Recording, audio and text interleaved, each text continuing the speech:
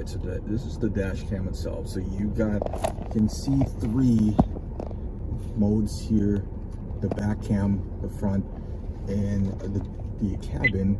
You press that's the menu. You press down, you see how wide it is. It is really wide. There's only like 2 wires in it. It could be 1. You can take this off if you want to. That's for the battery, and you can easily just remove this if you want. See that magnet, and it just kind of like snaps back in. Once you take this out, see, it's restarting. So it is really nice. The price right from Rayfoto, the price is not bad at all. It's $136. This is my first dash cam ever. Not bad at all. So you can see there, it's recording. It's plug and play, so it's pretty easy. Gets you protected, you know, when you're driving.